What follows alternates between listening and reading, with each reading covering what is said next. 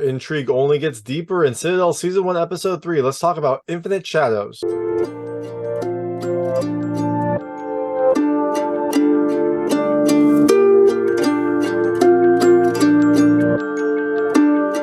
Hey everyone, this is David Stark from Watcher Pass. Today I'm here to talk to you about Citadel Season 1, Episode 3, Infinite Shadows, which is coming to Amazon Prime on May 5th, 2023. It gives a little more backstory on a lot of the characters and also deepens the intrigue. My hot take is, look, I think you should rent it. I still am not like fully invested in Citadel, but I'm interested in where it's going. And this episode gives you some more backstory on the characters, some additional intrigue, and just a smattering of action. So I'll keep watching. I'm interested in the show, but I'm not fully invested in it yet. I'm not like gung-ho Citadel. But you know what? We'll keep going. We'll see what happens. So I'm going to tell you a little more about the episode, a few things I like, a few things I didn't like, and go into a recap. So as you can imagine, at the recap, there will be spoilers. If you don't want to know what happens in this episode, I would turn it off then. But before that, I'll keep it vague. And then when I get to that recap, I'll let you know, and you can turn it off if you don't want spoilers. So in Infinite Shadows, you have Mason and Nadia escape to a safe house in Spain, and they're kind of hiding out there. They're trying to figure out their next move. And while they're there, you get a little bit more backstory on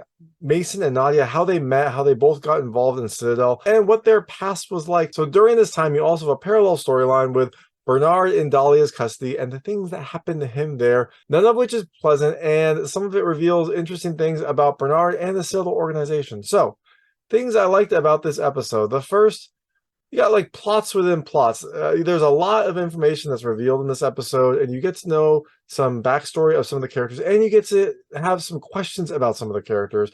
As you delve more and more into this world, you find out that these two organizations, Manticore and Citadel, they seem to be kind of playing chess with each other even now, even after Citadel has fallen. It seems like there are still things that are happening between them that are trying to like play each other out. And this episode just reveals a little bit more, a little bit more. And it seems like each scene you get a new little chunk of information. The second thing I liked is the music. Look, this is a really nice kind of music that plays. It's not super noticeable, but it provides a nice kind of like undertone for some of this intrigue that happens. Like, this is a slow episode. There's a little bit of action, but most of it is like conversation with some reveals here and there. And so you don't want to have something that's too distracting. The music isn't distracting. It just kind of helps to layer on when the intrigue happens. So things I didn't love as much. The first is, I'll call it like all intrigue. Like, this is definitely an episode where you learn more and more about people, but there's just not enough action. There's some action at the start, but most of this episode is just learning more about the characters and kind of trying to unravel the different things that are happening. And so, look, I kind of am excited to see where this goes. I want there to be a little bit more action. I think it'll get there. It feels like this is building, but this episode is a fairly slow episode. And the second thing I didn't love is it's still a little confusing to me. Maybe that's because I'm not fully invested in the episode and I'm not fully invested in the show yet, but I had to go back and like rewatch significant chunks just to kind of like catch everything that's going on. I feel like this episode has a lot of character backstory and a lot of kind of like references to things that are happening, and it was tough for me to kind of keep track of everything. Again, I think it's probably because I'm not fully invested. I'm not like fully integrated into the characters, and as the show continues, it'll be easier. And when I went back and rewatched it, like it was easier to follow. So I think it's something that will fade with time. But right now, it still felt like I was missing things here and there. So that is Citadel Season 1, Episode 3. It's available on Amazon Prime on May 5th, 2023. It's an interesting show. I'm going to keep watching. I think you should at least check it out. Watch the first 2 episodes, see if it seems interesting to you. And then, if you want to, keep going. So I'm going to get into the recap. So if you don't want to know what happens in this episode, I would turn it off now because there will be spoilers here. So, like I said, you've got 2 kind of parallel storylines. You've got Nadia and Mason at the safe house in Spain, which is this beautiful, gorgeous, like isolated safe house. It looks like a really kind of nice place to be if you weren't hiding for your lives. But while they're there, you learn more about their backstory. They met on this mission where Mason was sent in to like find this strain of virus, this like modified Ebola virus that is going to be unleashed in America. And while he's there, one of the members of this organization, I think it was Manticore, but I'm not certain on that, ends up being Nadia. She is a Citadel recruit that is essentially a double agent embedded in this organization. And so when Mason is kind of almost captured, she springs into action, saves him, gets him out of there. They go into hiding. And while they're in hiding, that is when their kind of relationship blooms. Now, it's interesting because while this is happening, Nadia continues to downplay their relationship. We've seen the recap that they were pretty close. However, whenever Mason asks like if they were together or if they were close, she always says like not really, or it was just a fleeting moment, things like that. Maybe she just doesn't want to rock the boat, or maybe like her memories of Mason are different from the Mason that we have right now, because this one is still kind of doesn't have his memories intact yet. He doesn't really know exactly how to be an agent. Some things are coming back to him, but it's still not the same person that she knew, and perhaps that is why she doesn't want to like uh, emphasize the relationship in case that person's never coming back. So, but after you get some of these reveals, Nadia tells Mason that he needs to go back. He needs to go protect his family and just kind of like leave the rest to her. And she says that Manticore knows that Mason's alive and that he's going to be a distraction. They're going to go all in to try to get him. But he says, like, no, like, teach me to be Mason. So while this is happening, you also have Bernard being tortured by Dahlia Archer. And it seems like she wants to get some information out of him. I mean, he's a Citadel person. He's in communication with Mason and Nadia. So she wants to know where they are and also where Mason's wife and child are. Now, Bernard's not going to reveal this because Mason's wife and child are with his own wife and child in Wyoming. And so he holds out, and she continues to torture him. Like, there's some pretty ghastly torture. He loses a couple teeth. He loses like some skin. They don't actually show it, but they show kind of like the aftermath of it. And so she also is trying to get him to give her the passcode to this like piece of technology that they found in the ruins of Citadel. It's this like AI powered system, and Bernard helped build it, and he's the one that knows the passcode to get in. So she's trying to get that information as well. Now, interestingly enough, like with the way technology is, an 8-year-old computer system probably not that advanced compared to what they have now. But you know what? Maybe Citadel was just that technologically advanced.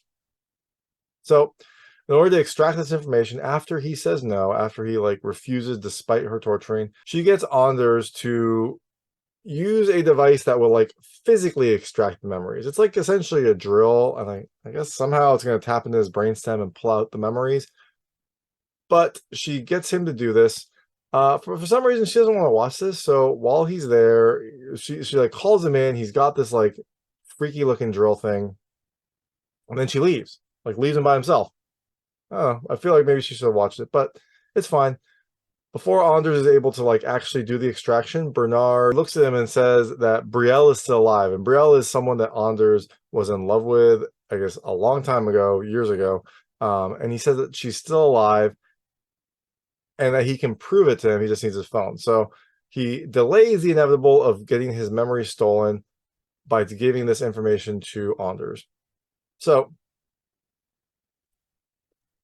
back with Mason and Nadia, we find out that there was this agent, Carter Spence, who was in distress. He had a few like messages he sent to Citadel. They didn't go, they went unanswered, and he was eventually captured. And now Nadia says that they can use a local crime boss named Balduino to figure out where he is. I think Carter is actually being held by Balduino. And so she can't get access to him, but Mason Kane was good friends with him. And so since Mason refused to go home when Nadia told him to go home and like watch his family, he's all in, and he's going to help her try to get Carter out by meeting with Balduino. But when Mason goes and meets with Balduino, Balduino tells him that Nadia was working for Manticore while she was in Citadel. So is this just a clever ruse? Is this some additional information? I don't know, but Mason doesn't love it. And when this information starts to come down, Nadia tells him time to get out. Like you got to extract.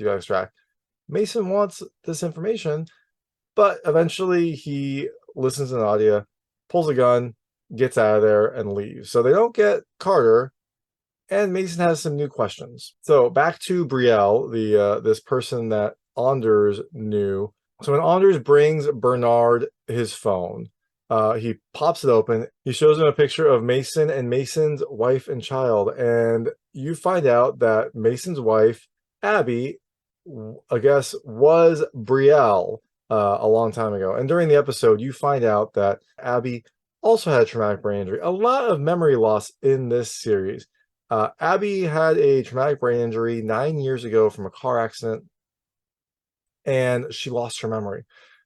Conveniently, that timeline is also around the time that Mason and Nadia lost their memories about 8 years ago when Citadel fell. It's possible that Abby had her memory loss earlier and then it's unrelated to the fall of Citadel, but I don't know. I feel like there's probably going to be some relation. But in any event, Abby lost her memory. She met Mason, I think when she was in like recovery to recover from her car accident and like try to regain her memory. That's when she met Mason. That's when they started like being together and they got married shortly after. So did they actually meet there? Was this some sort of like plot within a plot? Was this a Citadel plant to try to like take a Manticore agent and put it? I don't know. We'll find out. But the intrigue is happening. The intrigue is coming fast and furiously. And we'll have to wait till next episode to find out more. And that is Citadel Season 1, Episode 3, Infinite Shadows. Infinite Shadows is a good kind of title for this episode because there are plots within plots within plots. I'm hoping that they will untangle in the next episode. I'm worried that they never will, and we'll just have constant like new information, but we'll have to wait and find out. So thanks so much for watching. If you liked this review, please like and subscribe to this channel. It helps me out a lot. Make sure all my new content goes straight to you. Thank you.